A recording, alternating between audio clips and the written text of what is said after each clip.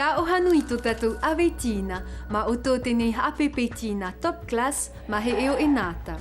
Te au maama e pepehe tenei no te haahaka ono ia tātou te tani o te kouo o te whenua.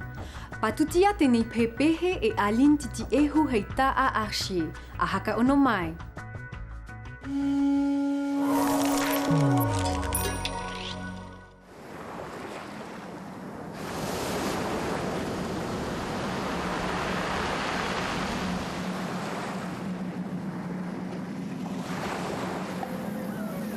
Vokokina. Vakakina. Pokokina. Pakakina. Tena utai ino he kea.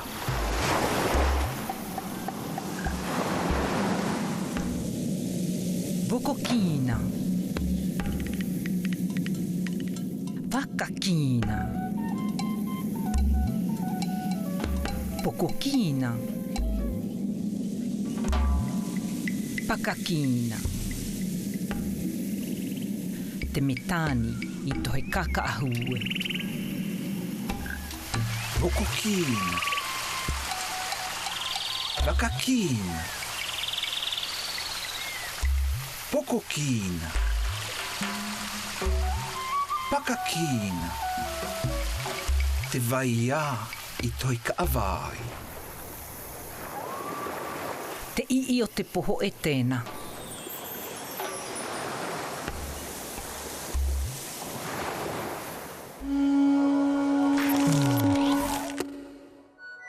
Tēnei a, e haka unu mai oe te haakaka i o meti e iti me toi iahua a whae. A e te mea hana mai a, ia haatawa e te enata, mei te mea inahu i ke to e hakatu. A e au haanui o te ao, a haka unu mai to ia haakakai i oto tēnei hamani i apatia, tapahamani iti.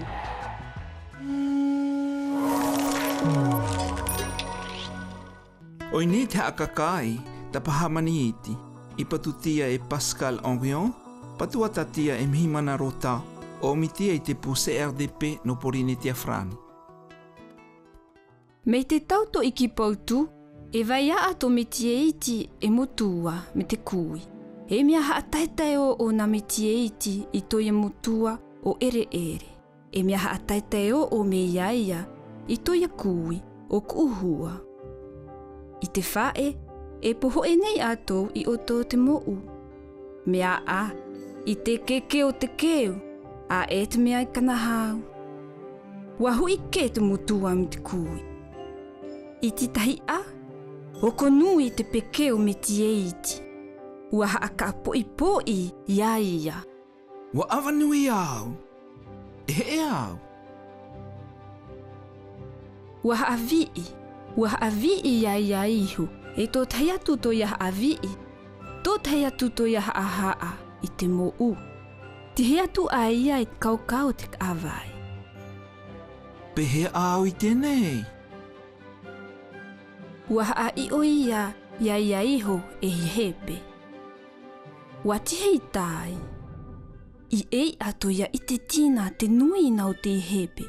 Te mea ke i, te mea momo, e kou te e a. E mai au, e kai i nei. I toi ati o hitina i una, wa i te ia te manu, e he e a i te taha mamau. Nui o te tau manu, te mea kei, te mea momo, te manu pukiki, ere. E ona nei ato i hea, o konui to uhia, e ona me ato. Ua haa i o ia me he manu, e wa o na mahupeo ato. Ua ona ia, ko atu to ia ona, ke ia atu to ia mahao i te tau mea aia e i tea. Te he atu aia i te whenua o te tau pua. E vai a te pua i nā taha pautu, te mea kei, te mea momo, te tau pua nui te hakatu o te u. Au e te kanahau o tēnei tau pūa. E nā wapa I hai ato. Popni ho'o, wa I o ia e pepe, e wa tāu, I unau ti teitia e kanahau. Au e te kanahau o tēnei tāha. He mai nei au e kai ine. Mea a, tō tai ana he wāu. E au miti nei au I ta una mutua kui. Pao te kua koa o papa ere me mamaku uhua, I to aua I te haka ua tīnā ia me tie iti. A e aua e vivini vave, o wai, no te mea, ua ke e ia.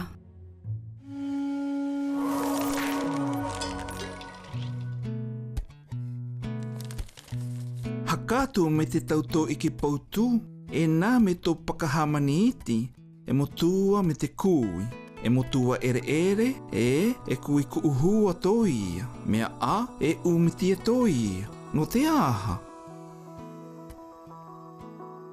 Ia kawa itia te ere me te kuuhua, e ko ana mai e mitie. I oto tēnei hakakai e hope o mitie iti. Me ia e atike tō te mutua, e atike tō te kui. Ati oi mei tā I te ata, a vai te maakau hei. No te aha, I peutia ai, e I te keke o te keu, a e I te mea kanahau. No te mea, a e me tie iti e au e keu me taipito. Hakatu ke to me tie iti, hakatu ke to taipito. E tō tohe nei me tie iti me taipito. I te keke o te keu, a e te mea kanahau. No te mea, hakatuke to me tie iti, hakatuke to teipito. A e to ia u, hakatutahi me te u o teipito. No e ia, I ke tutia ai. Wai te anei oe, e hate haina I te otia, no te kānea te tauata o tēnei hamani. E, o iana, e pakahamani. E apene au ia oe, e imi te nuina hakatu pakahamani, I hahana tia nei, e hakanea atu, te tauhaina. Oi ono mai nei o tōu, tapahamani iti, patutia e Pascal Henrion, patuatatia e Mihimana Rota, o omitia e te pu CRDP no Porinitia Frani.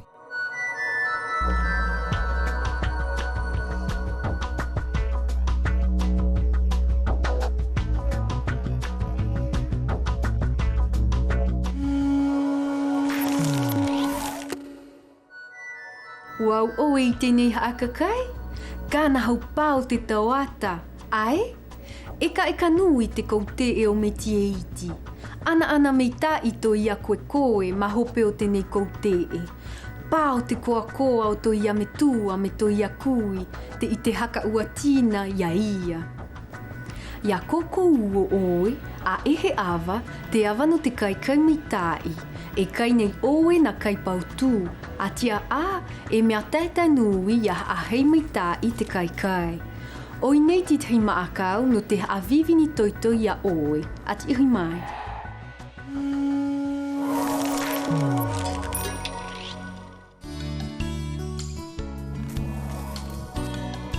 Te wharawa inai. Ati ohi mai tēnei wharawa inai. Mea ina kai. Mea nui te tau kei mōmona I oto. E ko ana ia pe au, e kai hei mei ta ino te tino. I tēnei a, e kānea mai oe, e tai wharawa inai, ati I nei te hakato. Te ia, e vivini mei tai oe, pehea I kānea te kai, he noa no te tino. Wa pei oe. E mai tia nei, te pito tau haina. E koe ani, e mereti, e teipo o papaoa no te kotikoti. A ti I me tenei tau me mau, te taupo o wharaoa, te puha ina I paatai, te tau po o vai u feo, te tau au te tau pōriri tomati, me te tere pōta. Wa peipei poutu tā o e tau haina, e nā tātou ati ohi. E koe ani, e mereti, e te po o papaoa no te kotikoti, e te ohi tātou I tēnei tau me māu, te tau po o wharaoa, te puha ina I paatai, te tau po o vai u feo, te tau au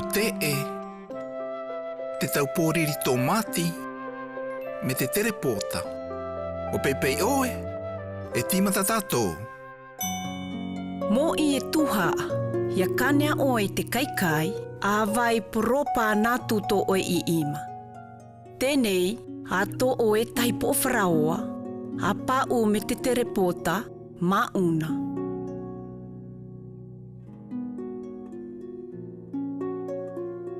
A tō o e taipo o puha ina I paatai, a ka o ti mawawena.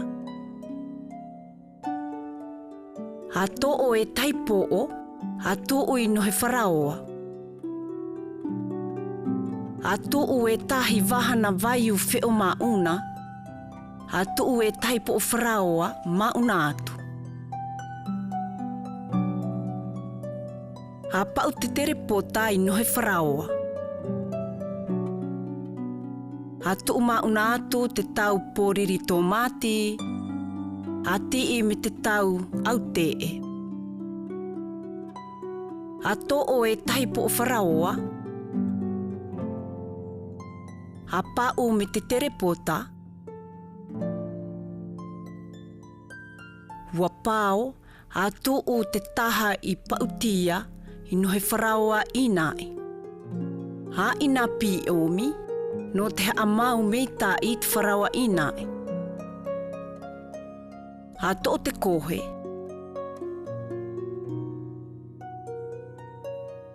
A ka o tita o e wharawa I nā I mawawena. A ti ine. E ko ana ia oe e hakanahau ta o e wharawa I nā I me tēnei pōriri totoma iki. Ha ko e a me te au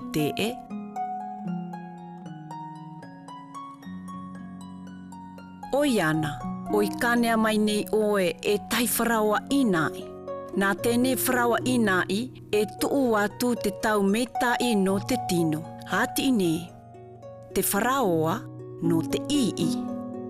Te puha I nai paatai, hati I me te vaiu wheo, no te atupu I te tino. Te tau kaikai tupu no te awheo I te tino. Tēnei kaikai, a hekerehi, hei puno toia manini. A te ine te kānea, te kaikai no te meitai o te tino.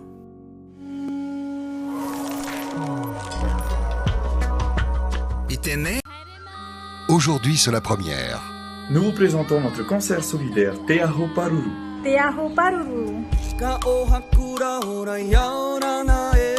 Nous sommes tous concernés par le Covid-19. Nous sommes tous touchés par cette épidémie. Nous sommes tous affectés. Mais nous sommes tous acteurs. Nous sommes polynésiens. Nous sommes solidaires. Nous pouvons agir pour les personnes fragiles. Nos collègues. Nos enfants. Nous pouvons aider à faire oublier le quotidien. Nous pouvons redonner espoir. En musique. Samedi 25 avril 2020. À 15h, néanmoins. En Facebook Live. Sur Polynésie Première, Télé Radio. Ou sur la page des Tamari Hoti. Le concept est simple. Passer un bon moment en notre compagnie. Et pendant plus de 3 heures. En live. Pendant le live. Vous pourrez faire des dons. À la Fondation Anavaï. Ensemble, aidons à protéger notre Polynésie. Un concert solidaire. 3 heures de live. Ne manquez pas le concert des Tamari Hoti Te Aho Paruru. Le concert Solidarité des Tamari Hoti, c'est aujourd'hui à 15h sur la première.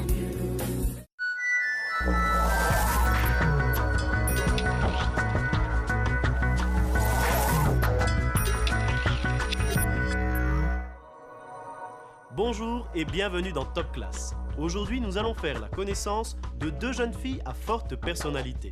Que va-t-il leur arriver? On regarde.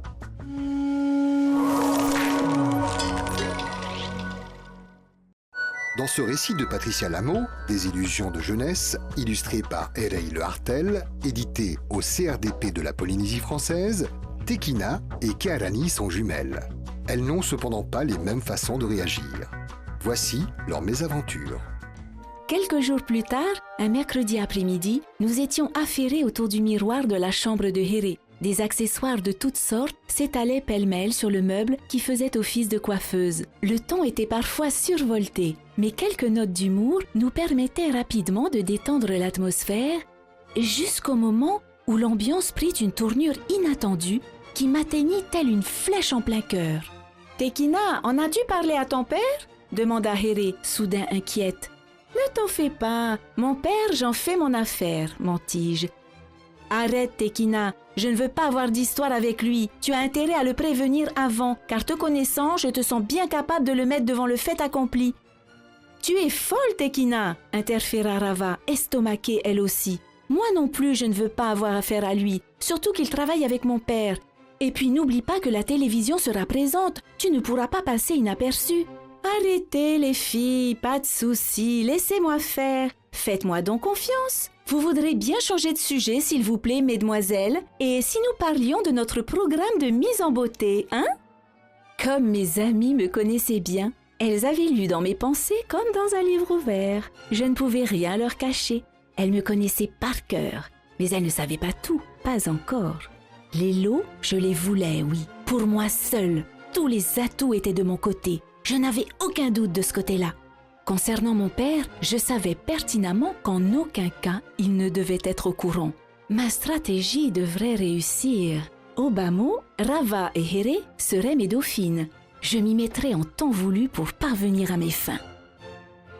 Jamais je ne m'étais sentie aussi coupable d'être mêlée à un tel secret. J'aurais préféré n'en rien savoir, d'en toucher un mot à papa. Que faire? Quelle solution avais-je? J'étais dans une impasse douloureuse. D'autant plus douloureuse que les futures prétendantes ne cachaient rien de leurs nouvelles ambitions dans l'enceinte du collège. Les regards s'aiguisaient de jalousie, de médisance, de haine presque. Partout autour de moi, j'entendais chuchoter « C'est sa sœur !» ou je surprenais des rires étouffés sur mon passage. Un jour pourtant, je dus me résoudre à en parler à maman. Elle était la seule personne raisonnable, capable de m'aider à crever cet abcès qui me rongeait de jour en jour. Elle seule saurait prendre en main cette situation inextricable avec son savoir-faire. Maman était une sage à mes yeux. Elle avait toujours su nous sortir de situations épineuses et nous sauver des foudres paternelles. Je me résolus donc à me soulager de ce terrible poids tout en étant consciente de certaines conséquences. Maman s'effondra sur sa chaise. Le fer à repasser posé sur son talon crachait bruyamment sa vapeur, au travers de laquelle je crus percevoir deux yeux larmoyants. Elle suffoquait presque. Ses yeux reflétaient l'égarement ou le désespoir, je ne savais le dire. Les seuls mots qu'elle put prononcer furent pour me remercier de mon geste courageux. Oui, il m'en avait fallu du courage pour en arriver là. J'avais vraiment le sentiment de trahir Tekina. Toujours sans dire un mot, je la vis ranger fébrilement l'attirail qui l'occupait jusqu'alors et prendre sa voiture d'un pas assuré. À mon avis, maman avait une solution.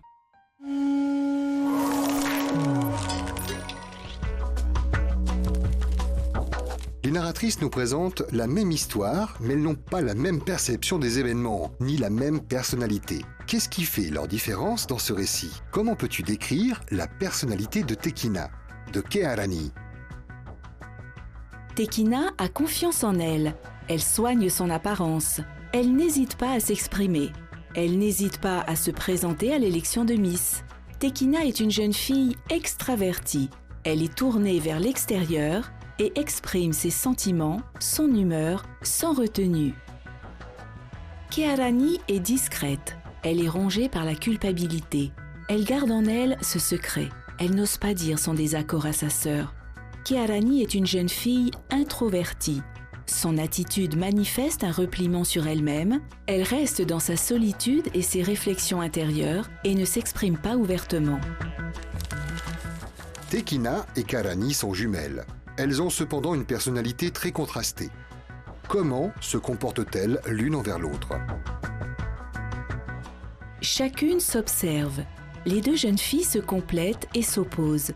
Ce lien entre jumeaux est très fort. C'est le lien gémellaire qui peut comprendre une grande complicité, mais aussi un contraste fort entre leurs deux personnalités. Cela ne signifie pas que leur ressemblance physique soit aussi psychologique. Elles se portent une grande affection, cependant, leur relation est complémentaire. Les contraires s'opposent et cette situation peut conduire à une relation de dominant à dominé, telle que Tekina, l'extraverti, prend le pas sur Kearani, l'introverti. Lorsque Kearani annonce à sa mère la décision de Tekina, maman s'effondra sur sa chaise. Le fer à repasser posé sur son talon crachait bruyamment sa vapeur, au travers de laquelle je crus percevoir deux yeux larmoyants. Elle suffoquait presque. Ses yeux reflétaient l'égarement ou le désespoir, je ne savais le dire. Cette révélation est mise en scène. Qu'est-ce qui rend cette situation à la fois grave et comique? La gravité se traduit par des expressions telles que « maman s'effondra »,« elle suffoquait »,« l'égarement ou le désespoir ». Toutes ces expressions se réfèrent à la peine de la mère décrite par Kearani. La situation est aussi comique par la présence du fer à repasser qui crache bruyamment sa vapeur comme s'il exprimait aussi sa colère. L'image du fer, telle qu'elle apparaît dans l'illustration et dans le récit, est une métaphore. Cet objet familier ajoute une note d'humour à la situation. Les personnalités de ces jumelles sont étonnantes. Sache aussi que la littérature, la mythologie, la Bible ont beaucoup été inspirées par le thème de la gémellité. Tu en connais sans doute. Par exemple, la Bible, Jacob et Ésaü.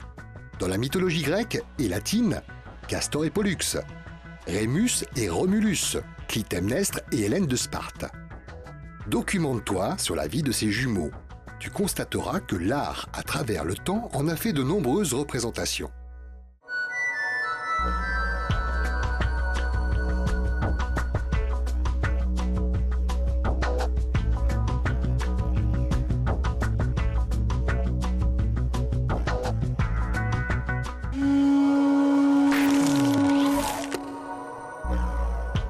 Bien compris, avoir un frère jumeau ou une sœur jumelle peut révéler bien des différences, mais aussi un lien et des sentiments très forts dès l'enfance. Aujourd'hui, pour mieux connaître la voie professionnelle en Polynésie française, je te propose deux formations. Le baccalauréat professionnel TFCA, technicien du froid et du conditionnement de l'air, et le baccalauréat professionnel métier de la mode, qui te permettront de comprendre les spécificités du lycée professionnel.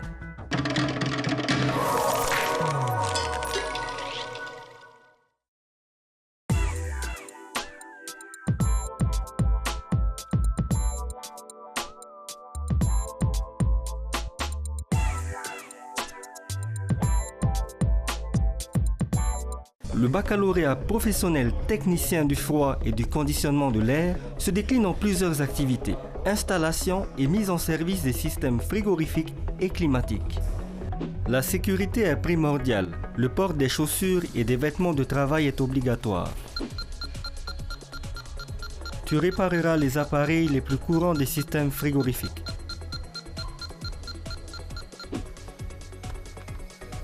Tu effectueras des contrôles de confort dans des locaux, habitats individuels et bureaux. Tu installeras des systèmes de chambres froides que l'on retrouve sur les bateaux, dans l'hôtellerie ou en grande surface. Tu interviendras également sur des centrales de traitement d'air, utilisées notamment dans les hôpitaux. Tu assureras l'entretien des systèmes de production d'eau glacée. Tu effectueras un paramétrage informatique pour réguler le débit d'eau de la pompe.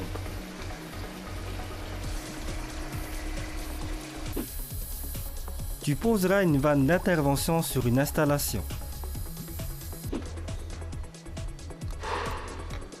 Dans une armoire hors tension, tu installeras le câblage d'un circuit de commande de chambre froide. Alors, s'il te plaît, peux-tu me donner des températures et l'humidité à l'entrée de la centrale de traitement d'air? Humidité 67, température 28 degrés. Humidité 67, Température 28 degrés. 28 degrés. Et maintenant, s'il te plaît, tu peux me prendre la température à l'intérieur de la chambre froide? La température est de 13 degrés et l'humidité de 69. Ce tracé va nous permettre de calculer la puissance de la batterie froide de la centrale de traitement d'air. Le bac pro TFCA en 3 ans permet d'intervenir sur des installations aéroliques, hydrauliques, électriques et frigorifiques, comme les containers maritimes, les réfrigérateurs et les climatiseurs. Oui, je t'écoute. Comment on obtient des kilowatts dans une puissance? Les matières d'enseignement général, comme les mathématiques et les sciences physiques, sont nécessaires pour suivre cette formation, ainsi que le français pour la rédaction des rapports de stage. Kilowatts. Voilà comment on obtient une puissance en kilowatts.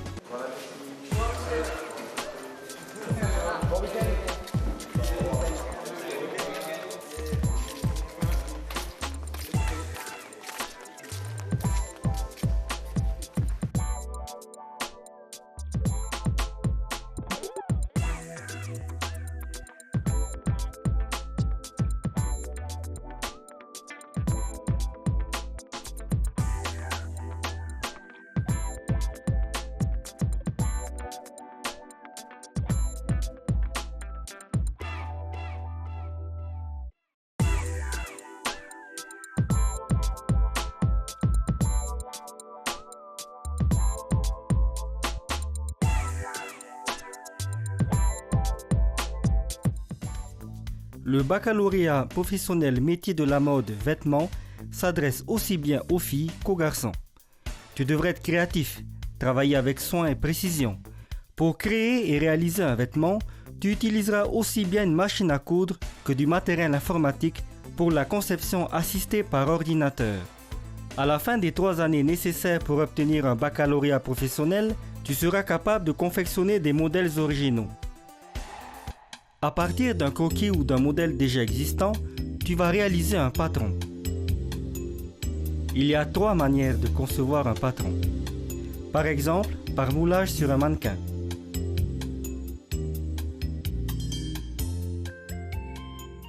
Tu peux aussi obtenir un patron par tracé manuel. Tu pourras également utiliser des logiciels qui permettent de réaliser toutes les étapes nécessaires à la construction du modèle. Ces opérations correspondent au métier de modéliste. Tu découvriras le travail sur plusieurs bases: jupe, corsage, pantalon, manches, leur transformation, la découpe papier, le placement et la découpe des éléments du vêtement.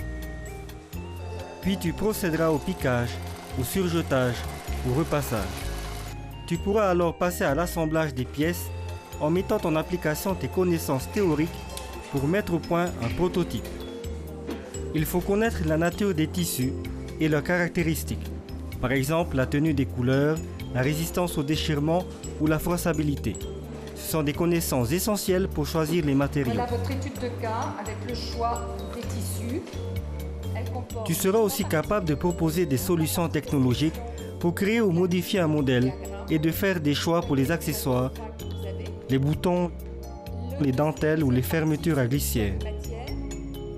Moi, ce qui m'intéresse, c'est l'univers de la mode, de stylisme, participer à la réalisation d'une collection de vêtements. Nous attendons que les élèves qui rentrent en seconde bac pro des métiers de la mode montrent d'abord un grand intérêt pour la filière, qu'ils démontrent aussi un bon esprit d'analyse et de synthèse, d'observation et de méthode, qu'ils possèdent également une culture générale correcte et surtout qu'ils développent des aptitudes aux relations humaines ou au travail d'équipe. La filière mode permet un très bel avenir aux jeunes diplômés. Ce qui est le plus recherché, c'est le patronage et la gradation.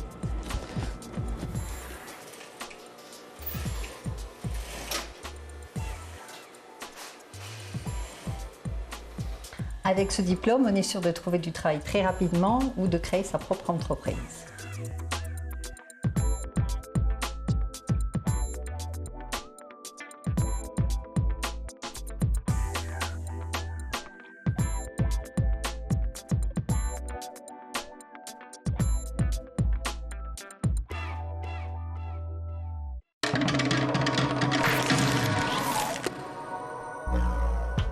Après le collège, l'orientation t'amène à faire des choix. Tu devras nécessairement prendre conseil auprès de ta famille, de tes professeurs, du conseiller d'orientation et surtout de ton professeur principal. Pour ma part, je te donne rendez-vous dans une prochaine émission afin d'acquérir de nouvelles connaissances. Nana!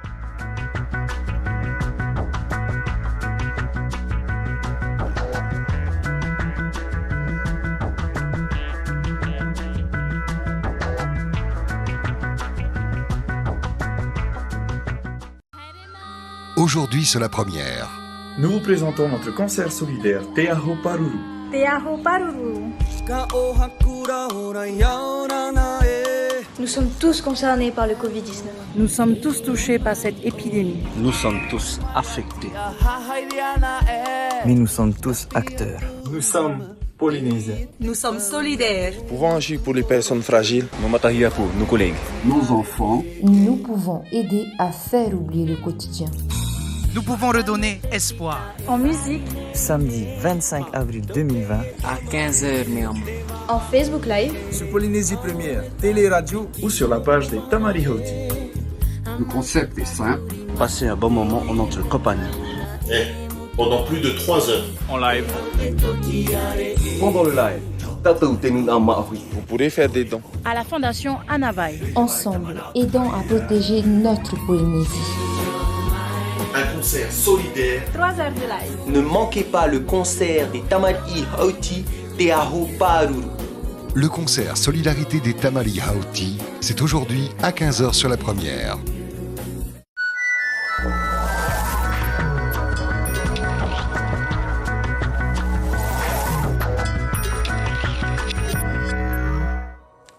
Yaurana e manawai roto i te yef anhor a top class na roto i te reo teiti.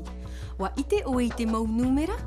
Wa ite o i te teio i te pap ei e i te wha i te yarato? Te ie te tei hauti no te imi i te numera tanu.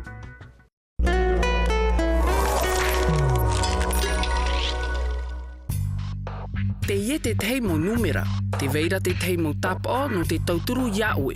A imi i te numera tanu. E iwa, toroto i te numera tanu.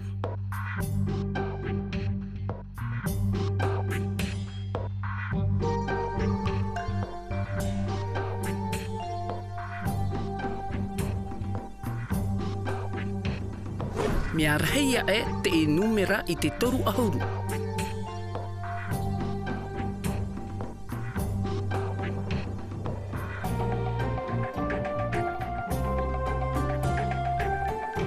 Mea itia e te i numera i te ono ahuru mapai.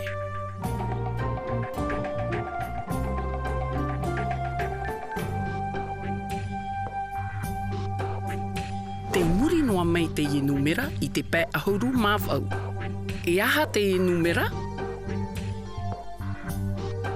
Popo, o te numera pē ahuru maiwa. E iwa, toroto i te numera tanu. Mea reia e te i numera i te toru ahuru.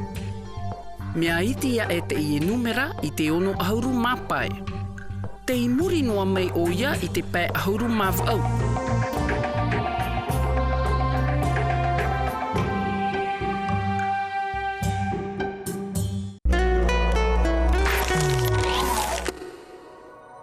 Te ie te tei huruf a i te ra i te aneira numera. Te vai atura a. Mai te pewe tamar i oi, e hina aro oi iar hei oi oi oi. No te aha. Iar hei an e au, ta tatou ia a amu no te ie mahana. Pap e hia e David Bedford, ta hoho ahia e Jean Chapman, nene i hia e Mijad Nord-Sud.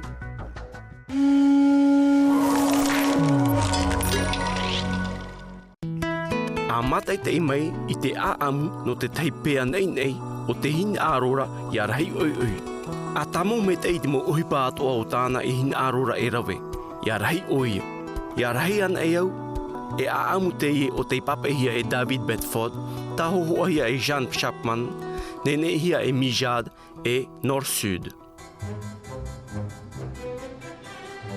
Te tauturu rau pea i ti a mama pea no te tatara i te hiona i mua i tō rato whare. E atea mai te ia tau he utira. O te reo ia o mama pea.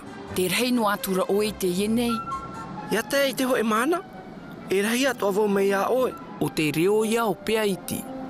Te ei hora o ia i tōna nā awe no muri no te whaarhei whaahaua iana. Te ato atura o mama pea. Prau atura. Ia tāma a mai te i oe, e riro oe mai iau te rahei, ia tai te ho e mahana. Ia rahi an e au, o vau te upotia, ia taputo an e tāua i roto i te hiona. O te reo ia o pea iti. E hau ti iau roa hia e ana, te taputo i roto i te hiona. Prau atura o mama pea, ma te ata-ata. A whainei mai te i mai ia oe, mai te peue, e hina ar oe e upotia i ni ai iau, ia tai te teimahana. Tā viriviri atura ia pea iti, mai te teipae e tai atu i te teipae. Wa paho te ata a pea iti. Ehehehe. Prau atura o ia mama pea. Ia rahi an e au, e mea horo vitiviti ato avau. Mai ia oe. Nā o atura o mama pea. E whainei mai te ia oe mai te peue, e hina ara oe e horo vitiviti atoa mai iau. Horo atura o pea iti, ma tona pua i atoa, mai te tei te ara te huru. Ai ta rā i maoro, ua hema o ia i tona mama, te tua o atu. E pea iti, havitiviti mai. E whaiti atu vo ia oe, e aha te huru ia reian e oe. O te reo ia o mama pea.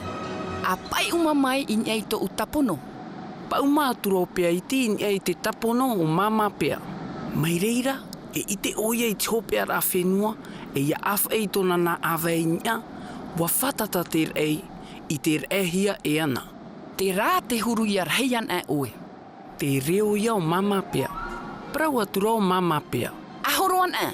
Mea horo maru noa i te omuara e, viti no atura. Ia rahi an e au, e horo ato o mea oe. Te reo ia o pea iti, e tā ue no atura o mama pea. I te atura o pea iti te whenua e nara roa e raiana i te tere, tuo atura o ia. Te rere nei au mai te manu. E te apai tau te whaar o hia i te patia pōra o mama pea, i roto i te papeto e toe. Au no atura o ia, wa hi o pea iti mea nā whea tona mama, ia whaahauti i tona nā awae. E tāmata o ia i te au me tona mama, ia here o ia i roto i te pape.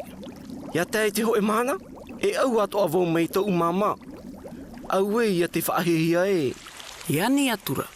Ho e ato tāwarai, ia tai te ho e mana. Pahono atura tona mama. E rahi atua oe iau, e vitivitia e oe i te horo, e teitei e oe i te ou oi nia, e mea ite e oe i te au iau.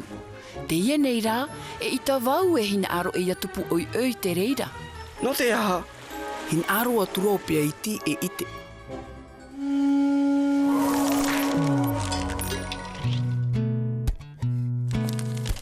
E aha ta mama pea, e hapi ira, ia pea iti.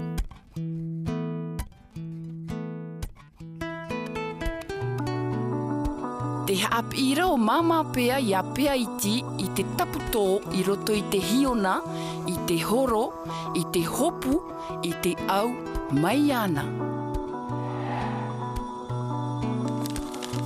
Te api no ara o pea iti. Ia rahi ana rā oia, e aha te huru o tona mama.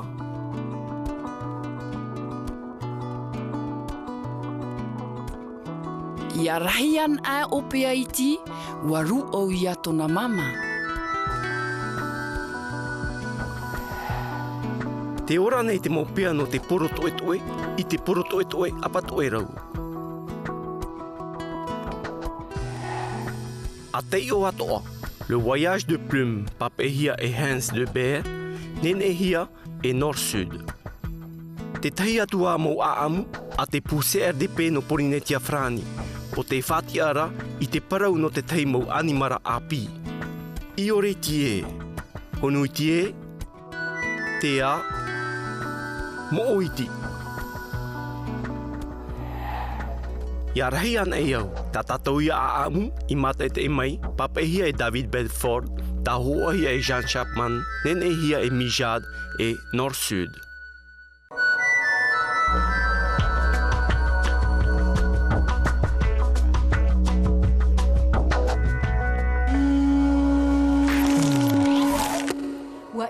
oe I te ho e tūha o te I a amu. A te o I te puta I ar heian e au. Ahi ona I te I nei au a. Ua hamani hia I te vari ara ea e te pōtera. Wa I te anei oe e mea nahea. A mat eit e mo.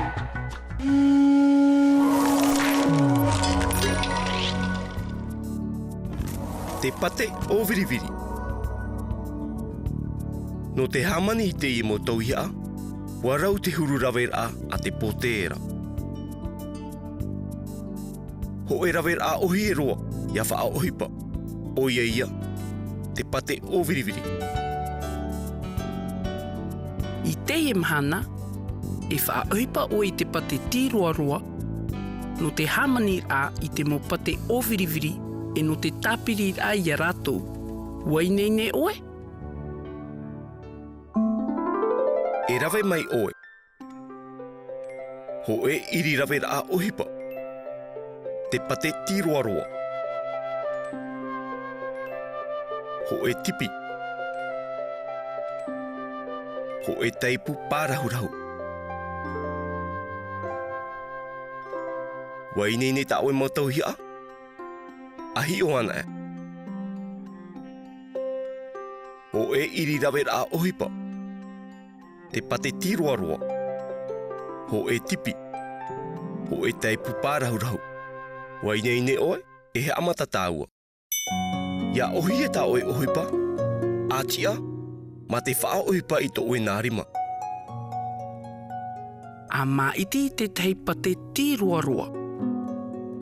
A wha oho I roto I to oe nārima. Aure rā, inia I te iri no te haa paruparu. A haa menemene ia nu a mai ho e pōro. I te ienei, wainene roa te pate.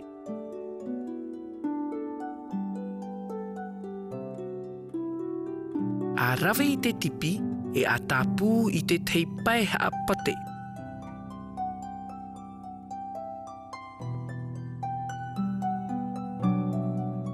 A wha o menemene ia noa a mai ho e pōro. A tui te pōro I nia I te iri.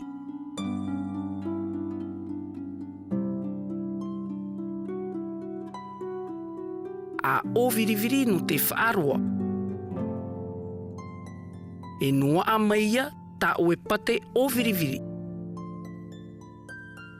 A hamani whaahau ma te rawe I te tehi atu mau pai a pate tiroaroa. E mea rahei te pate o viriviri ta oe noa a mai. E nenhe oe whaahupa I te ie mau pate o viriviri, no te hamani te mau tauia a whaanhenhe. A taumi te mau hitir a no te tapiri I a rātou. No te hamani te ho e tauia a mai te aua, e rawe mai oe te teipue a pate o viriviri, meu mai tei. E rawe mai ho e pate o viriviri, e a o viriviri iana, ma te taumimi no te hamani te tohe o te aua. E tui te nei te ho e pate o viriviri I nia I te hiti o te tohe. E tā pū I te I hau atu. E apapa I te toe au te mo pate o viriviri mai te I rawehia. E iaha ia mo oehia, ia oe te taumimui. A whaao atu I te rima I roto I te aua. A rawe I te taipu pārahurhau e a haamanina I te waho aua. Te rā mai, wa rawe mai ne oe te mo pate o viriviri no te hamani I te ie mau tauiha.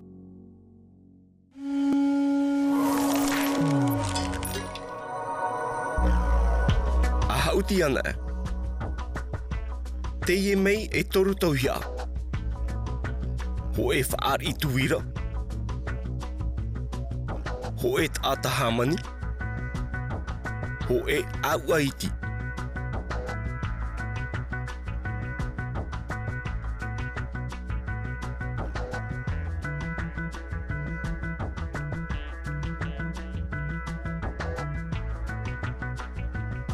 A whaaiti mai I te mo tauhia, te hamanihia I te pate o wiriwiri.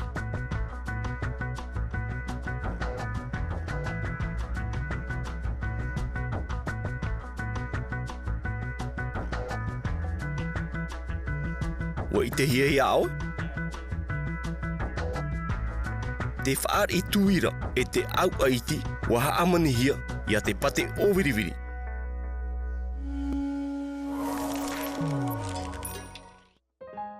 A whaar o e a tamau me te.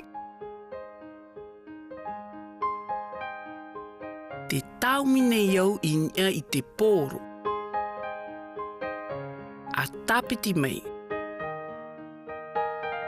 Te taumine iau.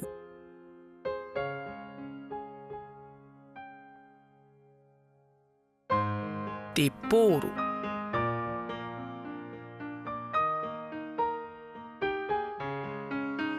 Te hamanina ne iau I te waho aua.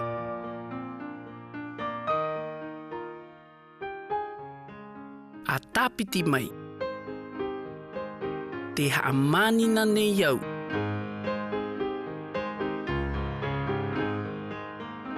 Te waho aua.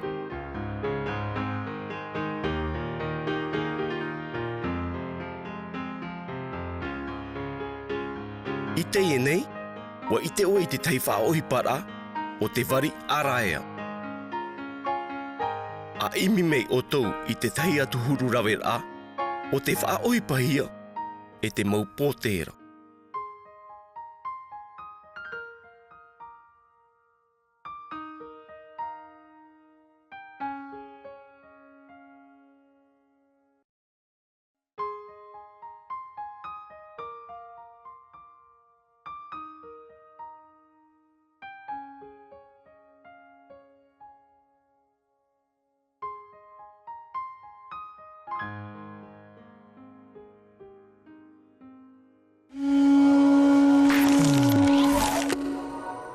I teia mahana, wa I te mei nei oe I te ho e huru rawera e whaohi pahia nei e te mau pōtera. E o tā oe atoa e nhenhe e rawe. A parhe an e.